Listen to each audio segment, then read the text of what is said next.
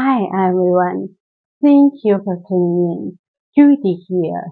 If you're interested in fascinating discoveries in the world of science, you've come to the right place. Right now, I upload one video to this channel each and every week. My friends, before we dive into today's topic, please allow me to thank the friends who bought me coffee from my website last week. Thank you so much for your kind support, my friends. Thank you. My friends, if you're not new to this channel, you might remember that I've talked about both herpes and Alzheimer's disease, right? So today, I'm gonna talk about them and the link between them. And my friends, if you haven't watched those videos, please check them out in the description or comment. Okay, let's talk about them. Alzheimer's disease is a type of dementia, the most common neurodegenerative disorder. Yes, dementia is a wide term for cognitive decline disorders like Alzheimer's disease and vascular dementia. According to the World Health Organization trusted source, by 2030, the number of people with dementia will reach 78 million. And Alzheimer's disease represents 60 to 80% of dementia cases. As for herpes simplex, it often known as herpes, is a viral infection caused by herpes simplex virus, of which there are two major types, oral herpes and genital herpes. Oral herpes or herpes simplex virus type 1 is also known as HSV1, affects not only the mouth and surrounding skin, but also potentially the genital region.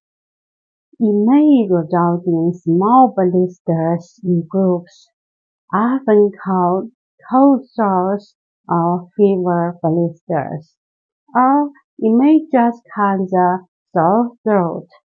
And herpes simplex virus type 2 or genital herpes typically causes genital herpes and is usually sexually transmitted.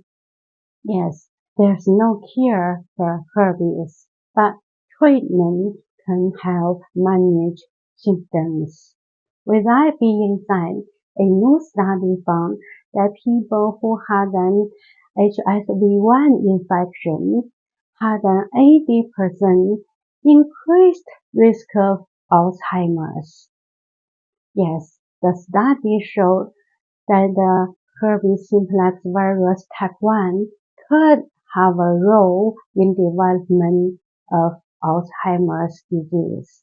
In fact, some previous studies have implicated HSV1 in the development of dementia, and now this new study shows the role for herpes viruses in the development of AD and a reduced risk of AD among patients receiving antiherpetic medications. Yes, the researchers found that people who had taken medications to treat HSV1 infections were 17% less likely to develop Alzheimer's compared with those not taking any medication. But my friends, please note, there's no pharmaceutical trial to confirm it. Also, you should know that people commonly experience HSV1 infections, and it doesn't mean they absolutely develop Alzheimer's. In other words, You don't need to worry if your herpes diagnosis. Okay, my friends, in case you don't know me yet, I'm Judy Fay London, a fan of Jack London. I'm a published writer who writes fiction and non-fiction novels and short stories. You're very welcome to visit my website judyfaylondon.com or Amazon to read my poems and my short stories.